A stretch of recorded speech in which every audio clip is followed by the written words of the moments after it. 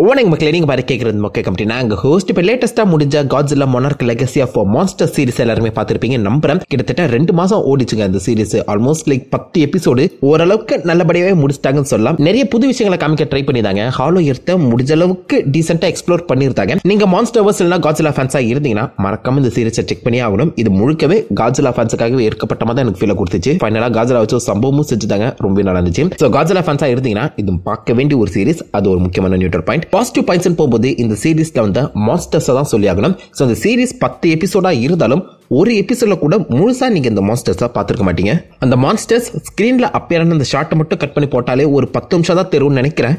But அந்த series முழுக்கவே எல்லா எபிசோட்லயுமே மான்ஸ்டர்ஸ் அப்பியர் ஆகிற மாதிரி நிறைய விஷயங்களை அழகாவே கேப்சர் பண்ணி கூட்டு போயிருந்தாங்க. ஸோ இந்த சீரிஸோட பட்ஜெட் கம்மி தான். அந்த பட்ஜெட்டுக்குள்ள எந்த அளவுக்கு தரமா மான்ஸ்டர்ஸை காமிக்க முடியுமோ அதை தெளிவாவே காமிச்சிருக்காங்க. பட லெவலுக்கு குவாலிட்டியாவே இந்த மான்ஸ்டர்ஸை பில்ட் பண்ணி கொண்டு வந்திருக்காங்க. முக்கியமா காட்ஸில்லாவோட அந்த டிரான்ஸ்ஃபர்மேஷன் அழகாவே காமிக்கப்பட்டிருந்துச்சு. ஸோ 2014 காட்ஸில்லாவுக்கு ஸ்பைக்ஸ் மாதிரியான அந்த டார்சல் பிளேட்ஸ் இருக்கும். அது எப்படி இந்த கிங் ஆஃப் மான்ஸ்டர்ஸ் அப்போ வேற மாதிரி ஒரு பிளேட்டா மாதிரி இருக்கு. காட்ஸில்லாவை ஏன் எல்லாருமே துரத்திட்டு இருக்காங்க, காட்ஸில்லா நல்லவனா கெட்டவனான்னு சொல்லி பல கேள்விக்கான பதில் வந்து முடிச்ச அளவுக்கு கொடுக்க ட்ரை பண்ணிருக்காங்க. அண்ட் அந்த ஷாட்ல காமிக்கப்பட்ட எல்லா காட்ஸில்லா சீக்வன்ஸுமே லிட்டரலி வெறித்தனமா இருந்துச்சு. இந்த சீரிஸோட எண்ட் ஃபினாலே அப்போ காட்ஸில்லா வெர்சஸ் ஒரு டிராகன் ஃபைட் வரும். காட்ஸில்லா எந்த அளவுக்கு பவர்ஃபுல்லானது, பேட்டில்னு வந்தாலே காட்ஸில்லாவை அடிச்சுக்க யாருமே இல்லங்கிற மாதிரி அந்த ஃபைனல் பேட்டில் சீக்வன்ஸை ரொம்ப அழகாக கட்டமைச்சிருப்பாங்க. அது நல்லா இருந்துச்சு. ஸோ காட்ஸில்லாவோட அந்த ஃபுல் பொட்டன்ஷியலை நம்ம கிட்ட அழகாவே கன்வே பண்ணிருந்துச்சு. அதே மாதிரி ஆப்வியஸா நம்ம தலைவன் காங்க ஒரே ஒரு ஷாட்ல மட்டும் காமிச்சிருந்தாங்க. அந்த ஷாட் ரொம்ப நல்லா இருந்துச்சு. ஸோ ஓவராலாவே எனக்கு தெரிஞ்சு இந்த சீரிஸ்ல அப்பியர் ஆன எல்லா மான்ஸ்டர்ஸோட அந்த லுக்கும், அதுக்கு கொடுக்கப்பட்ட அந்த விஎஃப்எக்ஸ், அதுக்கு ஒதுக்கப்பட்ட அந்த டைம்னு சொல்லி எல்லாமே பெர்ஃபெக்டா இருந்துச்சுன்னு சொல்றேன். திரும்ப ஒரே ஷாட்டை காட்ஸில்லாவை காமிச்சு நம்மளை வெறுப்பேத்தாம முடிச்ச அளவுக்கு நிறைய புது ஷாட்ஸை காமிச்சது நல்லாவே இருந்துச்சு. ஸோ மான்ஸ்டர்ஸை ஹேண்டில் பண்ண விதம், அதை காமிச்ச அந்த சீக்வன்ஸ் எல்லாமே ரசிக்கும்படி இருந்துச்சு. ஸோ அதை ஃபாலோ பண்ணி ஆப்வியஸா இந்த சீரிஸ்ல அப்பியர் ஆன 2 முக்கியமான ஹியூமன் கேரக்டர்ஸ். ஒன்னு லீஷா. ஸோ லீஷாவா நம்ம வியாட் ரசல் அண்ட் அவங்க அப்பா கர்ட் ரசல், அப்பா பையனை பாஸ்ட் அண்ட் பிரசன்ட் ரோலுக்கு வந்து பார்த்தீங்கன்னா கேஸ்ட் பண்ணி கொண்டு வந்திருந்தாங்க. யார் அந்த கேஸ்டிங் பண்ணான்னு தெரியல, பட் அமேசிங் கேஸ்டிங். அது எனக்கு தெரிஞ்ச இந்த சீரிஸ் முழுக்கவே அந்த கேஸ்டிங் பக்காவா ஒர்க் அவுட் ஆச்சு. பாஸ்ட் அண்ட் பிரசன்ட்டை நம்மளுக்கு உணர்த்துறதுக்கு இதோட பெட்டரான ஒரு கேஸ்டிங்கை யாராலுமே பண்ணியிருக்க முடியாது. அதே மாதிரி அந்த லீஷாவோட அந்த கேரக்டர் ரைட்டிங்குமே நல்லா இருந்துச்சு. ஸோ ஆரம்பத்தில் அவர் கேக்கோ மேலே ஆசைப்படுற மாதிரி கதை போய் அதுக்கப்புறம் கேக்கோ அண்ட் ரேண்டா மேலே அவர் எந்த அளவுக்கு ப்ரொடெக்டிவாக இருக்காரு. ஃபைனலா எல்லாம் முடிஞ்சது தெரிஞ்சிட்ட அப்புறம் கூட மொனார்க்கிக்கு எதிராக நின்று சண்டை போடுறதையும் தாண்டி அவருக்கு இருக்க கடைசி ஃபேமிலி கேக்கோட அந்த பேத்தி கிராண்ட் ஆக்டர் கூட வந்து பார்த்தா அவர் காப்பாற்ற ட்ரை பண்ணுவாருங்க. 90 வயசானாலும் ஹி ஸ்டாண்டிங் ஸ்ட்ராங். அதை அழகாவே கர்ட் ரசல் கண் முன்னாடி கொண்டு வந்து நிறுத்தினாரு.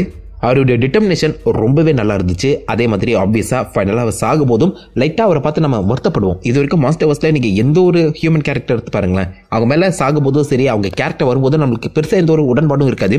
பட் எனக்கு தெரிஞ்சு மாஸ்டர்வர்ஸுக்குள்ளேயே அழகாக டெவலப் பண்ணப்பட்ட ஒரு கேரக்டர்னா அது கண்டிப்பாக லீஷா. ரொம்ப அப்ஸ் அண்ட் டவுன்ஸாக அழகாக மேட்ச் பண்ணி கொண்டு போய் அவர் கேரக்டர் வந்து முடிச்சிருக்காங்க.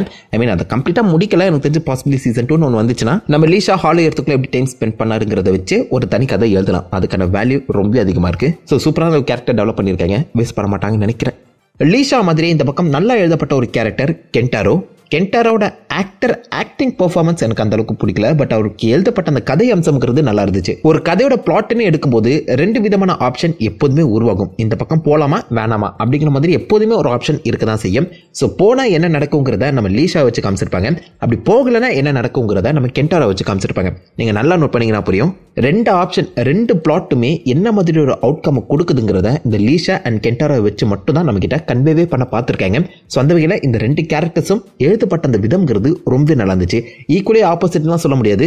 2 பேருமே கிட்டத்தட்ட இந்த மொத்த சீரிஸோட மெயின் லீடாவே இருக்காங்க சொல்லலாம். பட் ஆக்டிங் வைஸா பார்க்கும்போது கண்டிப்பா நம்ம கர்ட் ரசல் தான் லைக் ஒரு டாப் சுப்பீரியர் பெர்ஃபார்மன்ஸ். அவருக்கு அப்புறம் தான் மற்றவங்க எல்லாருமே. பட் ஓரளவுக்கு எல்லாருமே டீசென்டான ஆக்டிங் தான். உங்களை அந்த சீரிஸ்குள்ள இருந்து வெளில கொண்டு வரல. நம்ம பில் ரேண்டா அதே மாதிரி கேக்கோ இவங்களோட ஆக்டிங் எல்லாமே ரொம்ப ரசிக்கும்படி இருந்துச்சு. இதை தொடர்ந்து அந்த மான்ஸ்டரை ஹண்ட் பண்ற மாதிரி சில இடங்களை பார்த்தீங்கன்னா ஸ்டோரி போகும். அதாவது இவங்க மான்ஸ்டரை தேடி போற மாதிரி மான்ஸ்டர் சம்பந்தப்பட்ட அந்த க்ளூஸை சால்வ் பண்ற மாதிரி அந்த கதைகள் எல்லாமே ரொம்ப நல்லா எழுதப்பட்டிருந்துச்சு. முழுசாவே இது ஒரு டிராமாவா பிரசன்ட் பண்ணாம சில இடங்கள்ல பசில் ஹண்டிங், சில இடங்கள்ல மான்ஸ்டர் ஹண்டிங், சில இடங்கள்ல மாஸ்டர் கிட்ட தப்பிச்சு ஓடுறது, சில இடங்கள்ல ஃபேமிலி டிராமான்னு சொல்லி அந்த ஜானருங்கிறது மாறிக்கிட்டே இருந்துச்சு. அதே சமயத்துல அந்த பிளாஷ்பேக் அண்ட் பிரசன்ட் டேவை அவங்க ஹேண்டில் பண்ண விதம்ங்கிறதும் ரொம்ப நல்லா இருந்துச்சு. முக்கியமாக இந்த பாஸ்ட் டைம் லைனில் நம்ம காட்ஸிலாவை அங்கே எப்படி அழிக்க ட்ரை பண்ணாங்க, அழிக்கப்பட்ட காட்ஸிலா சாகவே இல்லை, உயிரோட தான் இருக்குன்னு சொல்லி அந்த ரிவீல் ஆகிற சீக்வன்ஸும், இந்த பக்கம் காட்ஸிலா சும்மா ஜாலியாக அந்த பாலைவனத்தில் பத்து தூக்கிட்டு இருக்குன்னு சொல்லி அந்த ஒரு சீக்வன்ஸுமே பார்த்தீங்கன்னா மேட்ச் பண்ணி காமிச்சிருந்தாங்க. இப்போ பாஸ்ட் ப்ரெசென்ட்டை வந்து ஹேண்டில் பண்ண விதம்ங்கிறது ரொம்பவே ஆப்டாக இருந்துச்சு. அதே சமயத்தில் இதுக்குள்ள ஒரு சின்ன டைம் லூப்புமே பார்த்தீங்கன்னா ப்ரெசென்ட் ஆகியிருக்கும். அதுவே முடிஞ்ச அளவுக்கு கன்ஃபியூஸ் பண்ணாமல் ரொம்ப சிம்பிளாக போகிற போக்கில் எக்ஸ்பிளைன் மட்டும் போயிட்டாங்க. ஸோ அந்த சீரிஸ் நீங்கள் வந்து ஃபாலோ பண்ணிட்டு இருந்தீங்கன்னா பெரிய இந்த டைம் லைன் கன்ஃபியூஷனுங்கிறது உங்களுக்கு இருக்காது. இந்த மொத்த சீரிஸுமே 2014 ஆரம்பிச்சு 2017 முடிச்சிருப்பாங்க. அதாவது காட்ஸிலா வெர்சஸ் காங்குக்கு முன்னாடியே முடிகிற மாதிரி தான் கதை சொல்லப்பட்டிருக்கு. ஸோ அதுக்கப்புறம் என்ன நடந்துச்சுங்கிறத அவங்க கையை தொடல. ஏன்னா அதுக்கப்புறம் நடக்க போகிறது நம்ம காட்ஸிலா எக்ஸ் காங்ல தான் பார்க்க போகிறோம். அதில் கட் ரசல் மேபி வரலாம், வந்தால் நல்லா இருக்கும். பட் அதை தாண்டி பெரிய டைம் லைன் கன்ஃபியூஷனுங்கிறது எதுவுமே இல்லாமல் ரொம்ப டீசெண்டாக லீனியராகவே அந்த கதையை சொன்னது நல்லா இருந்துச்சு. இந்த கதை முழுக்கவே ரொம்ப ஹை இம்பார்ட்டன்ஸ் கொடுக்கப்பட்டது லீஷாவுக்கு தான். நீங்கள் அவரை ஃபாலோ பண்ணாலே மொத்த கதையுமே ஈஸியாக புரிஞ்சிடும். அது மட்டும் இல்லாமல் இந்த படத்தோட மொத்த சினிமாட்டோகிராஃபியும் டாப் நாச்சா இருந்துச்சு. இது கிட்டத்தட்ட ஒரு சீரியஸ்னஸ் உங்களால் சொல்ல முடியாதுங்க. மோர் லைக் பட லெவலுக்கு வந்து புஷ் பண்ணி கூட்டு போயிருக்காங்க. முக்கியமாக இந்த ஃபிளாஷ்பேக்கும் ப்ரெசென்டேவும் அவங்க பிரித்து காட்டின விதம்ங்கிறது ரொம்ப நல்லா இருந்துச்சு. அந்த பழைய கிரெய்னி ஃபிலிமில் எடுத்த என்ன மாதிரி இருக்குமோ அந்த மாதிரி ஒரு ஃபிளாஷ்பேக் வந்து பார்த்தீங்கன்னா கொடுக்க பார்த்துருப்பாங்க. முக்கியமாக அந்த காட்ஸிலா நியூக் சீக்வன்ஸ் எல்லாமே தாறு மாற இருந்துச்சு. அதுவே ப்ரெசென்ட் டே அந்த ஃபைனல் ஃபைட் அப்போ நம்ம காட்ஸிலாவை எந்த அளவுக்கு கிளாரிட்டியாக காமிக்க முடியுமோ அந்த அளவுக்கு தெளிவாகவே காமிச்சிருப்பாங்க. ஸோ எனக்கு தெரிஞ்சு அவங்க சினிமாட்டோகிராஃபிலையும் இந்த சீரிஸோட பட்ஜெட்லையுமே பெருசாக எங்கே குறையே வைக்கல, காசு அள்ளி கொட்டிருக்காங்க. அது தெளிவாகவே தெரியுது. மியூசிக் எஸ்எஃப்எக்ஸ் சொல்லவா வேணும். மாஸ்டர்ஸ் படம் முடிஞ்ச அளவுக்கு மாஸ்டர்ஸ்க்கு விதவிதமான அந்த எஸ்எஃப்எக்ஸ் கொடுக்கப்பட்டிருக்கு. தீம் பெரிய அளவுக்கு மனசில் நிற்கல. பட் இது எல்லா காட்ஸிலா படங்களையுமே இருக்க தான் செய்யுது. ஏதாவது ஒரு ஐகானிக்கான தீம் மாஸ்டர்ஸுக்கு பிடிக்கணும், பிடிச்சாதான் நல்லாயிருக்கும். இது ஓரளவுக்கு டீசெண்டாக இருந்துச்சுன்னு சொல்லாங்க. ஓவராலாகவே இந்த சீரீஸ் ஒரு டாப் நாச்சான சீரீஸ். முடிஞ்ச அளவுக்கு காட்ஸிலா சம்மந்தப்பட்ட அந்த லோரை எக்ஸ்பேண்ட் பண்ண பார்த்துருக்காங்க. அதுலேயுமே ஒரு ஃபேமிலி ட்ராமா உள்ள நுழைச்சு ஒரு சின்ன டைம் ட்ராவல் விஷயங்களையுமே அமைச்சு நல்லாவே கூட்டு போயிருக்காங்க. ஏபெக்ஸ் அந்த கம்பெனி எப்படி உருவாச்சுங்கிறதுக்கான அடித்தளமும் இந்த சீரீஸில் தான் கொடுக்கப்பட்டிருக்கு. ஸோ நீங்கள் மாஸ்டர்ஸ் ஃபாலோ பண்ணுறவராக இருந்தீங்கன்னா இந்த சீரீஸ் கண்டிப்பாக பார்த்தே ஆகணும். ஒரு டீசெண்டான சீரீஸ். 10 எபிசோட் இருக்குது, நிறைய பேருக்கு பெருசாக தெரியலாம். பட் ஏன் ஓவராலாக நீங்கள் என்ஜாய் பண்ணி பார்ப்பீங்கன்னு நினைக்கிறேன். அப்படியே நெகட்டிவ்ஸ் கிட்ட போயிடுவோமா. லீஷா, கென்டாரோ, ஹிரோஷி, கேக்கோ இவங்களை தாண்டி பெருசாக மற்ற எந்த ஒரு கேரக்டர்ஸும் மனசில் நிற்கவே இல்லை. ஃபர்ஸ்ட் ஆக்சுவலாக இந்த சீரிஸ் வரும்போது இந்த சீரிஸோட லீடாக யார் தெரியுமா சொல்லப்பட்டாங்க? ஆனா சவை இந்த கேரக்டர் தான் கேட்டுங்கிற ரோல் வந்து ப்ளே பண்ணியிருப்பாங்க. ஸோ இவங்கள மோர்லேக்கு ஒரு எல்ஜிபிடி கேரக்டராகவே வைக்கணும்னு சொல்லி வச்ச மாதிரி தான் எனக்கு தோணிச்சே தவிர்த்து பெருசாக இந்த கேரக்டரால் இந்த சீரிஸில் எந்த ஒரு வகையான வேல்யூமே ஆட் ஆகலை. இவை இல்லாமலே கதை எழுதியிருக்கலாங்க, அவ்வளோதான் நான் சொல்கிறேன். அண்ட் ஆனா சவையோட அந்த ஆக்டிங் வந்து நிறைய இடங்களும் ரொம்பவே ஃபேக்காக தெரிஞ்சுது. முக்கால்வாசி பிரச்சனை உன்னால தாமா வருது, கொஞ்ச நேரம் பொத்தி நிறுகிறியா அப்படின்னு சொல்கிற அளவுக்கு எனக்கு தெரிஞ்சு அந்த கேரக்டரை வெறுப்பேற்றுற மாதிரி எழுதியிருக்காங்க. பட் ஒரிஜினல் டிசைன் அப்படி கிடையாது. அவங்க மோஸ்ட்லி ஒரு புரோக்கன் கேரக்டராக தான் இருந்திருக்கணும். அவங்களால தெரியாதனமாக ஒரு ஸ்கூல் பஸ்ஸே கீழே விழுந்து ஏகப்பட்ட ஸ்கூல் பசங்க செத்துருப்பாங்க. ஸோ அந்த பிடிஎஸ்டியோட இருக்கக்கூடிய ஒரு வித்தியாசமான கேரக்டர். எனக்கு தெரிஞ்சு இந்த ரோலில் வேற யாராவது ஒரு கேஸ்டிங் நடந்துட்டு தான் நல்லா இருந்திருக்கும். நல்லா எமோட் பண்ணக்கூடிய இல்லைனா அட்லீஸ்ட் நல்லா நடிக்கக்கூடியவங்க யாராச்சும் கூட்டு வந்திருக்கலாம். இது எனக்கு தெரிஞ்சு எந்த ஒரு வகையிலுமே சூட் ஆகலைங்க. அண்ட் எல்லா இடங்களிலுமே தப்பான முடிவுகளையே இவங்க கேரக்டர் எடுக்கிற மாதிரி தான் எழுதப்பட்டிருக்கு. ஏன் அப்படின்னு தெரியல. அதே மாதிரி இந்த சீரிஸ் நான் பார்க்க கிளம்புனதுக்கு முக்கியமான காரணம் ஹாலோ எர்த் இன்னும் டீப்பாக எக்ஸ்ப்ளோர் பண்ணுவாங்க தான். இந்த சீரிஸில் முடிஞ்ச அளவுக்கு ஹாலோ எர்த் என்ன மாதிரி ஆக்ட் ஆகுதுங்கிறத நம்மகிட்ட கன்வே பண்ண பார்த்துருக்காங்க.